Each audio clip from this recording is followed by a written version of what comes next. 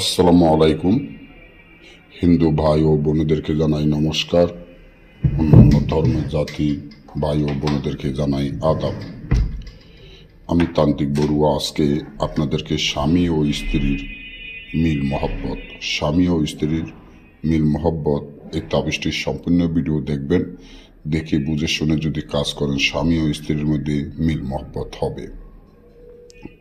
যদি এমন হয় যে কোনো স্বামী তার স্ত্রীকে ভালোবাসে না বা কোনো স্ত্রী তার স্বামীকে ভালোবাসে না, একজন অপরজনকে দেখতে পারে না বা স্বামী স্ত্রী দেখলে মাথা গরম হয়ে যায় বা স্ত্রী স্বামীকে দেখলে মাথা গরম হয়ে যায়, একজন অপরজনকে দেখতে পারে না, একজন অপরজনকে চিনে না বা ভালোবাসে না, খুব হতাশা বা টেনশনে পড়ে গেছেন কিভাবে স্বামী ও স্ত্রীর মধ্যে মহব্বত সৃষ্টি করা যায়, যেমন আগের মতো একজন অপরজনকে ভালোবাসে।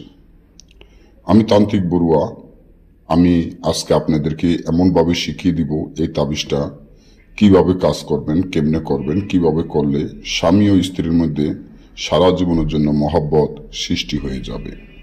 একজন অপরজনকে এমনভাবে ভালোবাসবে যেটা নিজেরাও কল্পনা করতে পারবেন না যে একজন অপরজনকে এত সুন্দরভাবে ভালোবাসতে পারে। তাই স্বামী ও স্ত্রীর মধ্যে মিল মহব্বত বা ভালোবাসার সৃষ্টি করার এই তাবিজটি আজকে আমি আপনাদেরকে শিখিয়ে দিচ্ছি। যে তাবিজটি দেখতে পাচ্ছেন এই তাবিজটি যেভাবে আছে ঠিক সেভাবে মিশকো জাফরান আম্বর কুস্তুরি গোসনা ধারায় একটা সাদা কাগজে এভাবে লিখবেন। লেখার পরে এখানে স্বামীর নাম, তার পিতার নাম, মাতার নাম, এখানে স্ত্রীর নাম, তার মাতা পিতার নাম সুন্দর করে লিখবেন। লেখার পরে এই তাবিজটি ভালো করিয়া বাস করিয়া একটা রূপার মাদুরের মধ্যে ঢুকাইয়া আপনার হাতে ব্যবহার কর।